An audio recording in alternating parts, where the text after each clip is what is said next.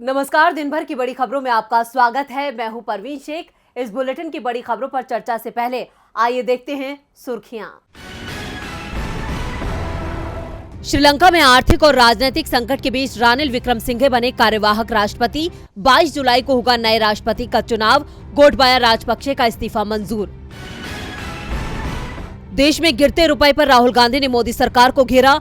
Tweet करके PM Modi पर कसा तंज। देश निराशा की गर्त में डूबा है, ये आपके ही शब्द हैं ना प्रधानमंत्री जी। सुप्रीम कोर्ट का बड़ा बयान। जस्टिस यूयू ललित बोले, बच्चे सुबह 7 बजे स्कूल जा सकते हैं तो कोर्ट 9 बजे से क्यों नहीं लग सकती। शेयर बाजार की गिरावट पर लगा ब्रेक। सेंसेक्स 344 अंकों की तेजी के साथ 53,766 पर हुआ बंद। निफ्टी 110 अंकों की गिरावट के साथ 16,049 पर हुआ बंद। तो ये थी सुर्खियां। आइए अब बढ़ते हैं आगे। तो आज की सबसे बड़ी खबर जुड़ी है संसद के मानसून सत्र से। सोमवार से संसद का मानसून सत्र शुरू हो रहा है, लेकिन संसद सत्र से पहले ही मोदी सरकार का डर भी सामने आ गया है। इसलिए सरकार ने विपक्ष की आवाज को दबाने के लिए एक आदेश जारी किया है, जिसमें विपक्षी दलों के विरोध के अधिकार को भी समाप्त करने की कोशिश की गई है। इस खबर पर करेंगे विस्तार से चर्चा। साथ ही जानेंगे कि कहां नमाज पर मचा है बवाल और महाराष्ट्र में किस मुद्दे पर उद्धव ठाकरे के सामने झुक गए एकनाथ शिंदे। इस खबर पर भी करेंगे चर्चा। साथ ही बात करेंगे देश में मंदी की आहट की। किन संकेतों से हो रहा है एहसास, जल्द ही आर्थिक संकट में फंस सकता है भारत। इन खबरों के अलावा और भी कई बड़ी खबरों से हम आपको करवाएंगे रूबरू। तो चलिए दोस्तों, बढ़ते हैं आगे आज की सबसे बड़ी खबर की तरफ। संसद का मॉनसून सत्र 18 जुलाई से शुरू हो रहा है, लेकिन सत्र से पहले ही घमासान शुरू हो गया है और इस घमासान की वजह है मोदी सरकार का नया फरमान। इस फरमान में विपक्ष के लिए पाबंदियों की लंबी चौड़ी लिस्ट है। जहां पहले असंसदीय शब्दों की सूची जारी करके विपक्ष के बोलने पर पाबंदी लगाई गई थी, तो वहीं अब एक और आदेश जारी कर दिया गया है। इस आदेश में मोदी सरकार का डर भी साफ नजर आ रहा है। तो क्या है ये आदेश जिस पर विपक्ष का गुस्सा फूट पड़ा है? देखिए ये रिपोर्ट। 3 दिन बाद शुरू होने वाले मॉनसून सत्र के लिए विपक्ष और सत्ता पक्ष तैयारियों में लगा हुआ है। विपक्ष ने सरकार को घेरने के लिए मुद्दों की एक लंबी फहरिस्त तैयार कर ली है, लेकिन सत्र से पहले विपक्ष की आवाज और सरकार के खिलाफ अपना गुस्सा दर्शाने के लगभग सारे तरीकों पर रोक लगाने की कोशिश की जा रही है। ऐसे में अब एक नया आदेश सामने आया है, जिस पर अब कांग्रेस ने आपत्ति जताई है और सरकार पर हमला बोला है। दरअसल अब संसद परिसर में धरने पर रोक लगाए जाने की बात सामने आई है, जिस पर नाराजगी जाहिर करते हुए कांग्रेस नेता जयराम रमेश ने ट्वीट करके कहा, विश्व गुरु का नया जय जयकार, धरना मना है। इसके साथ ही जयराम रमेश ने संसद के सेक्रेटरी जनरल का लेटर भी साझा किया है। लिखा गया है कि सदस्य संसद के परिसर को किसी भी धरना प्रदर्शन, हड़ताल या भूख हड़ताल के लिए इस्तेमाल नहीं कर सकते हैं। किसी भी धार्मिक समारोह के लिए भी आयोजन नहीं किया जा सकता।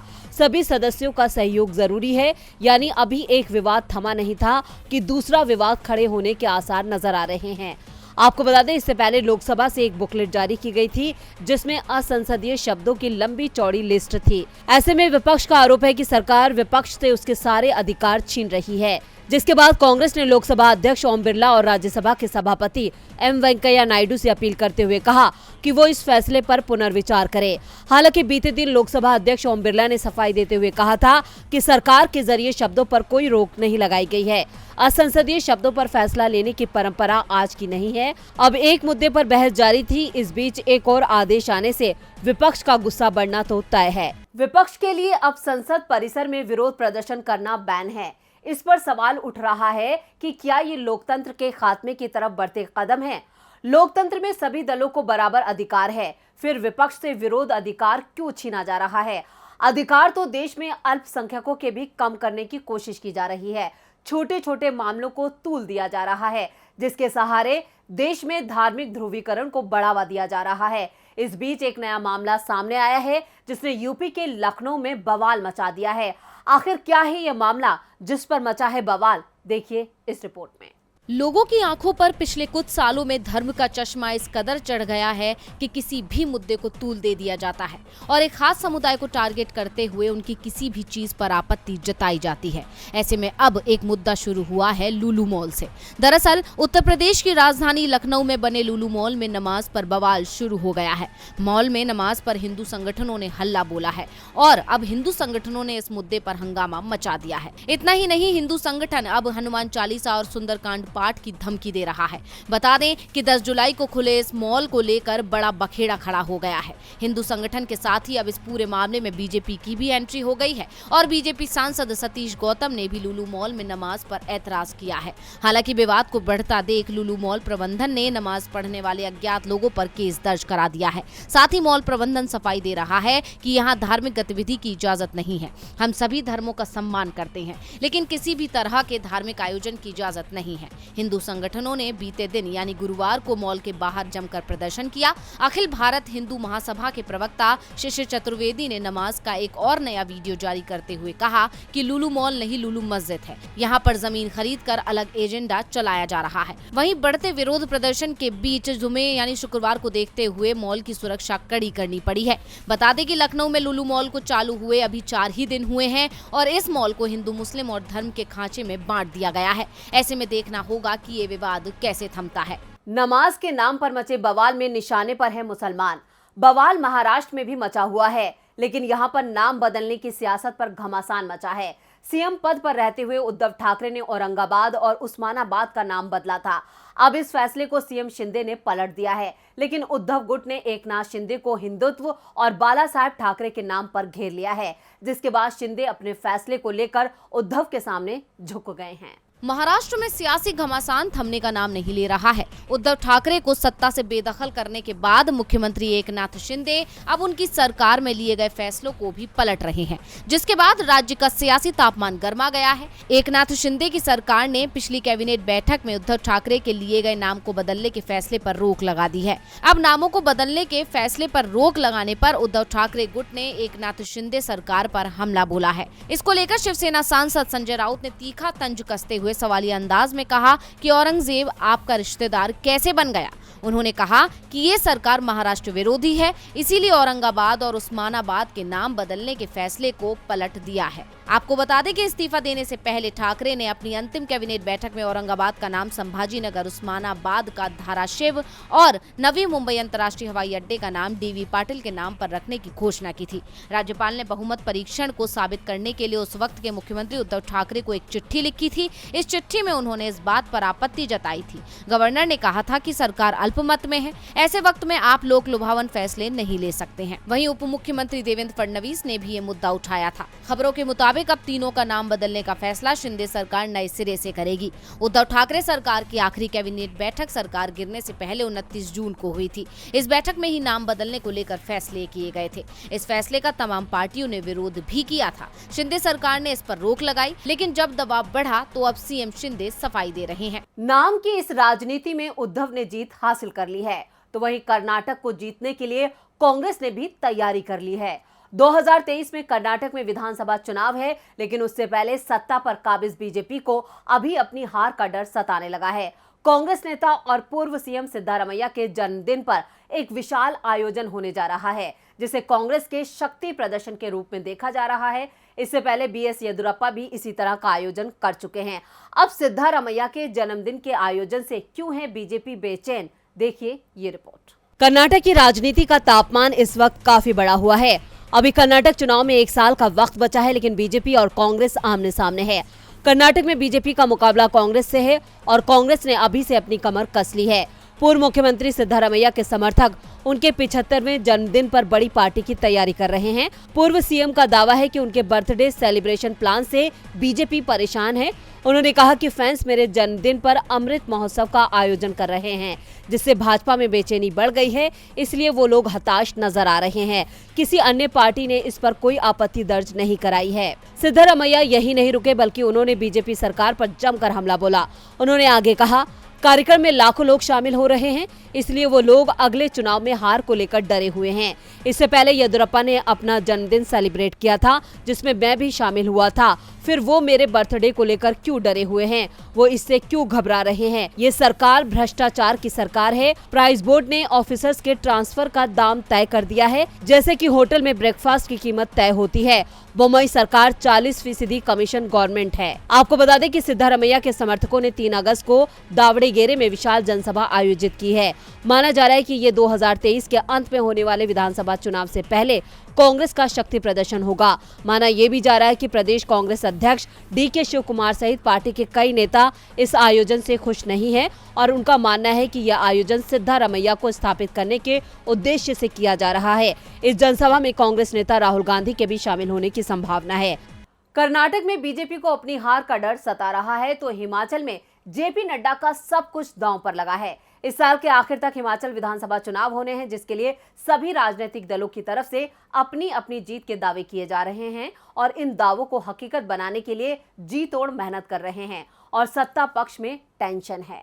हिमाचल की सत्ता हासिल करने के लिए राजनीतिक दलों की तरफ से तैयारियों का दौर तेज हो गया है। इस बार मुख्य विपक्षी दल कांग्रेस के अलावा आम आदमी पार्टी भी मैदान में उतरकर सत्ताधारी दल की मुश्किलें बढ़ा रही है। ऐसे में पार्टी की टेंशन बढ़ गई है, जिसको देखते हुए पार्टी ने अब नई रणनीति बनाई है। इतना ही नहीं, हिमाचल की जिम्मेदारी बीजेपी अध्यक्ष JP नड्डा को सौंपी गई है। ऐसे में चुनाव जीतना JP नड्डा के लिए प्रतिष्ठा का सवाल बना हुआ है। ऐसा इसलिए क्योंकि ये नड्डा का गृह राज्य है, लेकिन वहीं दूसरी तरफ इस बार राज्य में बीजेपी के सामने चुनौतियों का पहाड़ है, क्योंकि मुकाबला त्रिकोणीय है। साथ ही हिमाचल के राजनीतिक इतिहास के मुताबिक यहाँ हर 5 साल में सत्ता बदलने का इतिहास है। वहीं कांग्रेस ने हाल में भाजपा के पूर्व मंत्री खीमी राम शर्मा को अपने पाले में कर लिया।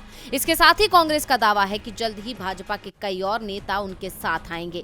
इसके अलावा ब्राह्मण समुदाय से आने वाले पार्टी के प्रदेश के सबसे बड़े नेता शांता कुमार के तेवर भी अब बीजेपी की दिक्कत बढ़ा रहे हैं, क्योंकि JP नड्डा खुद ब्राह्मण है, इसलिए पार्टी को इस वर्ग का समर्थन मिलने की काफी उम्मीद है। लेकिन यहाँ भी कांग्रेस ने पेच फंसा दिया है, क्योंकि कांग्रेस में भी कई महत्वपूर्ण ब्राह्मण नेता हैं। बता दें कि राज्य में ब्राह्मण 18% है। ऐसे में बीजेपी अब इस वर्ग को लुभाने में लग गई है। इसके साथ ही बीजेपी दलितों पर भी भरोसा जता रही है। अब बीजेपी की ये घबराहट बता रही है कि हिमाचल में फतह करना इस बार बीजेपी के लिए चुनौती बन गया है, जिसके चलते पार्टी सारे पैतरे अपना रही है। हिमाचल में JP नड्डा फेल हुए तो बीजेपी उन्हें बैकफुट पर धकेल देगी। शायद यही वजह उनकी टेंशन बढ़ा रही है। वहीं दूसरी तरफ मोदी सरकार के पिछले 8 साल देश की आर्थिक स्थिति के लिए बेहद खराब साबित हुए हैं। आर्थिक मोर्चे पर सरकार लगातार असफल साबित हो रही है, लेकिन सरकार अभी भी दावा कर रही है कि सब कुछ ठीक है। दुनिया भर के तमाम आर्थिक विशेषज्ञ दावा कर रहे हैं कि भारत सरकार की नीतियों के चलते देश आर्थिक संकट में फंसता जा रहा है और इसके संकेत भी मिल रहे हैं, लेकिन सरकार इसे विपक्ष का दुष्प्रचार करार दे रही है। यहाँ तक वर्ल्ड बैंक ने भी संकेत दे दिया कि इस साल के अंत में दुनिया को आर्थिक मंदी का सामना करना पड़ सकता है, इसलिए सभी देश अपनी ओर से तैयारी कर लें। लेकिन देश में मोदी सरकार ये मानने को तैयार ही नहीं है कि देश में मंदी आ सकती है, जबकि मंदी की आहट साफ साफ सुनी जा रही है। जब भी मंदी आती है तो मुद्रा की कीमत गिरना शुरू हो जाती है, बेरोजगारी बढ़ने लगती है, उत्पादन थम जाता है, व्यापार घाटा रिकॉर्ड स्तर पर पहुंच जाता है और विदेशी मुद्रा भंडार खाली होने के कगार पर आ जाता है। कुछ ऐसे संकेत मिलने भी लगे हैं। रुपया लगातार गिर रहा है। $1 की कीमत 80 रुपए हो चुकी है, जो इतिहास में सबसे ज्यादा है। दावा किया जा रहा है कि जल्द ही डॉलर के मुकाबले रुपए की कीमत 82 को भी पार कर जाएगी। इसका असर भारत के व्यापार पर भी दिख रहा है, क्योंकि इससे व्यापार घाटा लगातार बढ़ता जा रहा है। जून 2022 में भारत का इंपोर्ट 51% से बढ़कर 5.3 लाख करोड़ हो गया, जबकि इस दौरान एक्सपोर्ट सिर्फ 16.78% बढ़ा और ये 3 लाख करोड़ रुपए पहुंचा। यानी कि पिछले महीने में 2.3 लाख करोड़ रुपए का नुकसान देश को व्यापार में हुआ। एक साल पहले जून में भारत का व्यापार घाटा 75,000 करोड़ था, जो इस साल 2.3 लाख करोड़ हो गया। इसका असर भारत के विदेशी मुद्रा भंडार पर दिख रहा है, जो तेजी से खाली हो रहा है।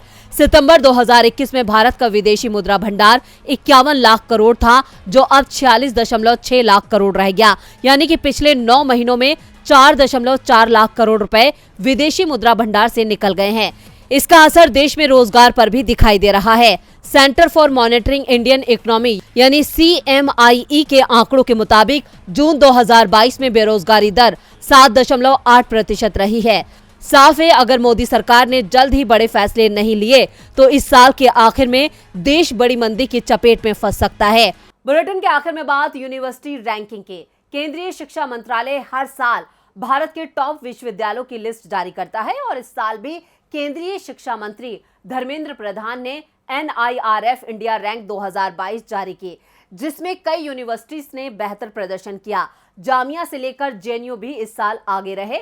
तो किस यूनिवर्सिटी को मिला कौन सा स्थान, देखते हैं इस रिपोर्ट में। कोई भी देश तभी तरक्की कर सकता है जब वो शिक्षा के क्षेत्र में आगे बढ़ता है, क्योंकि शिक्षा ही देश के विकास की नींव है। भारत में भी लगातार छात्रों को आगे बढ़ाने के लिए जागरूक किया जाता है, लेकिन जिन विश्वविद्यालयों में छात्रों को अच्छी शिक्षा देने की कोशिश की जाती है उन्हें कटघरे में खड़ा किया जाता है। खासकर जामिया से लेकर JNU को लेकर बीजेपी नेता सवाल उठाते हैं, मगर राष्ट्रीय संस्थागत रैंकिंग में JNU से लेकर जामिया तक आगे रहे। केंद्रीय शिक्षा मंत्री धर्मेंद्र प्रधान ने NIRF इंडिया रैंक 2022 जारी की। रैंकिंग की घोषणा 10 category engineering, management, pharmacy college, architecture, law, medical, dental, research, overall के लिए की गई है। लिस्ट में इस साल भी ओवरऑल कैटेगरी में IIT मद्रास को देश का बेस्ट शैक्षणिक संस्थान चुना गया है। वहीं JNU दूसरे और जामिया मिलिया इस्लामिया तीसरे पायदान पर बेस्ट यूनिवर्सिटी कैटेगरी में शामिल है। वहीं जादवपुर यूनिवर्सिटी चौथे, अमृता विश्व विद्यापीठम पांचवें, BHU छठे, Manipal academy of higher education सातवें, कलकत्ता यूनिवर्सिटी आठवें, वेल्लूर यूनिवर्सिटी ऑफ टेक्नोलॉजी नौवें और हैदराबाद यूनिवर्सिटी 10वें नंबर पर रही है। आपको बता दें कि केंद्रीय शिक्षा मंत्रालय द्वारा हर साल भारत के टॉप कॉलेजों की लिस्ट जारी की जाती है। इन संस्थानों को अलग अलग पैरामीटर के आधार पर नंबर दिए जाते हैं। जिन्हें ज्यादा नंबर मिलते हैं उन्हें हायर रैंक मिलती है, ठीक वैसे ही जैसे किसी परीक्षा में स्टूडेंट्स के साथ होता है। NIRF रैंकिंग की शुरुआत 2015 में की गई थी। इस साल भी रैंकिंग जारी की गई है, जिसमें कई यूनिवर्सिटीज ने बेहतर प्रदर्शन किया है। इन विश्वविद्यालयों से निकलकर छात्र अपना बेहतर भविष्य तो बनाएंगे ही, साथ ही देश का भी नाम रोशन करेंगे। तो आज इस बुलेटिन में बस इतना ही। देखते रहिए DB लाइव। नमस्कार।